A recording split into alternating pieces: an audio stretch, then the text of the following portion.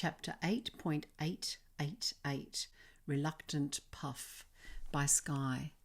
"Where is Honolulu?" I asked. Puff snorted some flames in my general direction. I said, "Go away." I sat down cross-legged on my surfboard. Puff lay on the surface of the lake of Noesis, breathing. After a long silence, I said, "Please." Puff opened one eye. "Didn't you leave?" "Well, come on, I know you want to help me, and Jemima is part of me, so you must want to help her too." Puff groaned. "If I must, but make them stay back." I surfed over to Blizzard. "If you are willing to stay back, Puff will take me to Jemima. She's on an island called Honolulu." Blizzard shook his head. "It's too dangerous." I sighed, feeling frustrated, and then I whispered to Blizzard, "Is the dragon real?" "Real?" asked Blizzard. "Well, you said that things in the Noesis are dreamed up by the person leading the search. So is Puff real, or is he only in my mind?" "He's real all right," said Blizzard, staring at the dragon, looking worried. "How do I know what's real and what's not?" I asked. "For now you have to trust me," said Blizzard. "The dragon's real, and I'm worried about him, so I can't let you go with him." "He protected me from the other dragons." "That could have been a trap," said Blizzard, "to win your trust." "I don't think so." "I cannot allow you to go with him," said Blizzard. "What's the alternative?" I asked, feeling defiant. "I'll go with her," said Jax.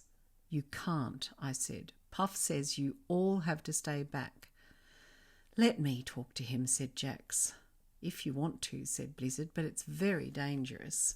Jax surfed across to the dragon, but as she did, Puff blasted her with a mass of swirling flames. "Puff!" I screamed. Blizzard held his hands directly at Puff and Jax and shot streams of water all over them. Puff shook himself wildly and roared, "Get away from me!" "Stop it," I said, "all of you. I want to find Jemima, that's all, and I need everyone to help me, even you, Puff. Now stop fighting." Puff scowled. "I don't have to help." "You do," I said, "or I'll pester you all day and all night and all week and all month and all year, for a whole decade if I have to." Puff flared out his wings. "Oh, all right," he said. "Also, I want to bring 6 with me." "6 of them?" asked Puff, looking furious. "Not 6 of them, 6. She's another part of me, and you said I can come, so that means she can come." "Ugh, how broken are you?" asked Puff, sounding grumpy. I sighed. "Quite a bit. See the little human with the dark blue wings?" "Nice wings," said Puff, with a note of haughtiness in his voice. "Her name is 6. She'll help us find Jemima." "She's the only one who can come," said Puff, "and only because she's part of you." "6!" I shouted. "Come on!" 6 flew over, ecstatic to be so near a dragon. "Make them invisible before you go," called Blizzard. "Do I look like a wizard?" asked Puff. "Then let me do it," said Blizzard. Puff sighed and snorted. "Hurry, or I'll change my mind and obliterate the lot of you." I sighed. "Be good." Puff closed his eyes, refusing to look at me. Blizzard surfed over, placing a tiny bag over my shoulders. "Keep this safe," he whispered. "Inside are 3 magic wishes. Use them carefully." "How?" I asked. "Ask the Noesis," said Blizzard. "It will help you. Now close your eyes and hold on tight." I moved the shoulder bag under my shirt to protect it. Then 6 and I sat very still on Puff's back as Blizzard showered us with a sparkling dust. It flashed before we both disappeared. "Finally," said Puff, rolling over and lounging on the lake. "They've gone." "They've not gone," said Blizzard. "They're on your back under the water. There was the sound of coughing and spluttering as Puff sat up, and Six and I were both able to breathe again. "All right," said Puff. "Now go away, wizard." As Blizzard moved off, Puff wriggled his back so that Six and I could settle ourselves in between his wings. "Sorry, I forgot you were there." "It's okay," I said, "but can we go now, please?" "I'll take you to Honolulu," said Puff, "but tell your friends if they come too close, I'll abort the mission." "You have to stay back," I called. "How far?" asked Blizzard. "Far enough," called Puff. "I can fly myself if it's easier," I said. "I could change into a sea eagle or a dragon." "Shape-shifting will break the invisibility," said Puff in a tone that let me know how stupid he thought I was. "Just stay on my back." "I can fly," said Six. "I still have wings, so I don't have to shape-shift. I'll still be invisible." "No," said Puff. "How can I protect you if you're invisible and flying off somewhere?" Puff snorted some flames and muttered, "I thought humans were supposed to be intelligent." I hugged Six closely to me. "Normally I can fly without shape-shifting," I said, "but some evil people took my wings." Puff turned his head to stare back at me. "Don't be angry," he said sternly. "Why not?" "Anger feeds dragons." "I thought anger fed evil," I said. "It does," said Puff, "but it also feeds dragons. Not all dragons are evil, but we need anger to survive." I couldn't believe what Puff was saying. "Anger?" "Yes," he said. "I thought you'd read a book on dragons." Puff's tone was sarcastic. "I read one book, and it wasn't very thorough." Puff snorted. "Clearly," he said. "Anyway, it's embarrassing, feeding on anger."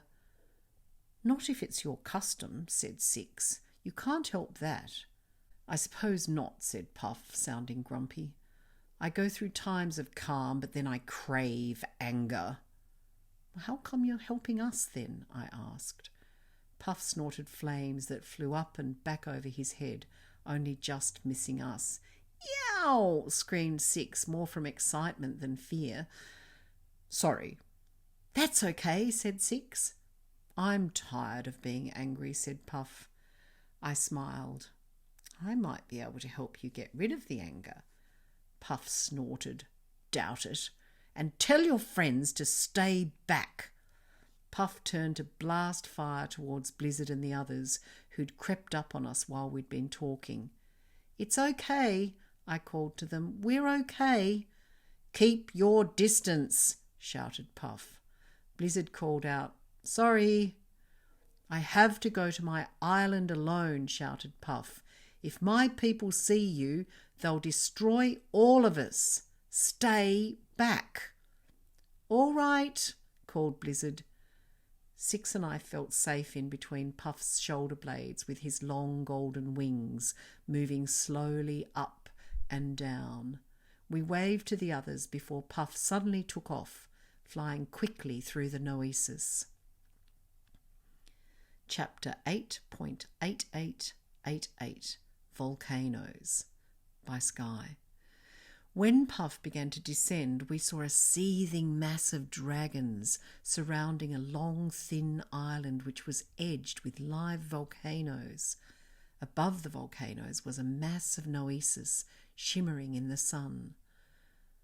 "I thought the island was invisible to humans," I said. "It is," said Puff. "I've granted you the ability to see it. If your friends follow us, they'll be doomed. They won't be able to see the island, but the dragons will see them."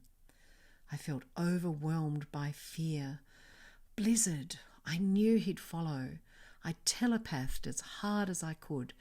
"Blizzard, don't follow. You must trust me. Please don't follow. The island will be invisible to you." It took a few moments, but Blizzard telepathed back. "May the luck of all Marescimar be with you. We'll wait here as you ask." "Thank you," I replied. As we drew closer to the island, we could hear long, loud dragon cries. They were like the screams of people being murdered, and I was terrified about Jemima being down there all alone. When we neared the treetops, Puff slowed down again, his golden wings lazily moving up and down. Quite a few dragons flew past us, mostly in groups of 3 or 4. "Hurry up," said 6. "Shh," said Puff. "Can't you go any faster?" I whispered. "Only if you want to be caught," said Puff, using telepathy, "and don't speak out loud unless you want to be burned to a cinder." "Sorry," I telepathed before whispering to 6. "You'd best not speak. Blizzard showed me how to telepath, but if you talk aloud, you could get us killed." 6 nodded, snuggling in close to me. "I know how to use it," she telepathed. "Jax showed me." I smiled. "Excellent," I replied. "If I'm slow and lazy, no one will suspect me," telepathed Puff, slowing down even more. Oh, I wasn't sure if I was right to trust him. I kept getting bursts of doubt. What if he was just a mean-hearted dragon? I was also worried about whether or not 6 and I were still invisible. As I looked around, none of the dragons flying nearby were looking our way, so I decided to trust that Blizzard's magic was still with us. The Noesis started giving me thoughts, glad thoughts. After I'd seen them, they floated out of my head and away on the breeze, becoming long ribbons of golden smoke. I watched them float on the breeze, entranced. They were the happiest of thoughts. Memories of birthday parties and games, fantastic feasts, and surfing the waves on Tiger Snake Island. As the thoughts wafted around, they formed into bundles of golden cloud. All of a sudden, I remembered something. Dragons love treasure. My golden thoughts had the look of the most valuable treasure. I thought I could use them to draw the dragons away from where we were going. But where were we going? The Noesis began to remind me that Jemima had said the word ransom. It was the only clue she'd given me. "Does the word ransom mean anything to you?" I telepathed to Puff. "Ransom is the name of my parents' castle," Puff replied. "You live in a castle?" "Every dragon lives in a castle." Even when he was using telepathy, Puff had a way of letting me know that he was unimpressed with my level of intelligence. I telepathed, "Point one of your wings towards your castle." Puff pointed his right wing towards one tip of the island. Without wasting any time, I started directing my golden thoughts towards the other end of the island. I wanted to attract the dragons away from Ransom Castle, where Jemima was possibly being held captive. My shimmering thoughts joined together to become big puffs of golden fairy floss cloud. I wondered if the golden cloud was visible to the dragons. Slowly the golden thoughts wafted away and gathered together all across the bottom tip of the island and out to sea. It was as if the glistening clouds were enchanted. Hundreds of dragons began to fly towards them. Puff shivered, and 6 and I almost fell off his back. "Careful!" "Sorry, your treasure thoughts are affecting me too." "Good. But don't go after them, will you?" "Of course not. And don't you go getting any angry thoughts. They'll make you shine like a torch on a dark night. It won't matter that you're physically invisible. We can see anger no matter where it is." "Okay," I said, trying to feel calm. "We're nearly there," telepathed Puff. As we flew slowly above a wild forest, an enormous castle came into view. Shimmering in the heat of the volcanoes, it was the most magnificent of buildings, all golden and red. "My childhood home," said Puff. "Ransom Castle." "It's beautiful," I telepathed. "Thank you." As we flew on, I could see the ocean again. There was a wide break in the volcanoes, and a small coop of trees led up to some extremely high cliffs. "There she is!" shrieked Six, pointing to a diseased-looking tree right on the edge of a cliff overlooking the water. I froze and Puff telepathed, "Tell that idiot to shut up. She'll get us all killed." I shook my head at Six and put my hand over her mouth. Six pointed madly, but I was terrified that we'd been spotted. There were several loud cries as some large gulls rose up to look at Puff. Six and I shrank down as low as we could, and I prayed we were still invisible. As Puff moved slowly towards the cliffs, we could see Jemima. She was crouching in an old basket tied to the gnarled branch of a decrepit tree. To make things worse, the tree was growing out of the edge of the cliff and didn't look at all stable. Far below, massive ocean breakers were dashing themselves against the rocks. Fine spray shot into the air, which bristled with the heat of the nearby volcanoes. The sea swirled around, a huge cauldron ready to devour anything that fell into it.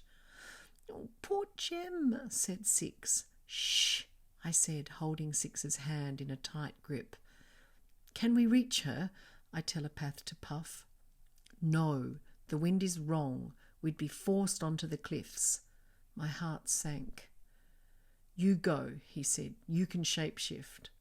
"I won't be strong enough to carry her when I'm a sea eagle," I telepathed. "And as a human, I don't have any wings." "Become a dragon," telepathed Puff. "That would terrify Jem. Just let me think." Terror slowly overwhelmed me as I stared at Jem's basket. "Can I go?" whispered Six. I hugged her. "It's too dangerous," I whispered. "Jem needs us," said Six. I looked at her fierce little face. "Only if you're sure," I said, feeling desperate. Six stared at the basket and bit her lip. "I think I could carry Jemima back, but maybe not the basket." "You need to be sure," I said. "Jem doesn't have her wings. Forget about the basket. We don't need that." "I think I'm sure." "Think or know, we won't get another chance." "Then yes, I'm sure," said Six. "I'll go over as a falcon, but when it's time to grab Jem, I'll become me." "Hurry up," telepathed Puff. "That rope's going to break."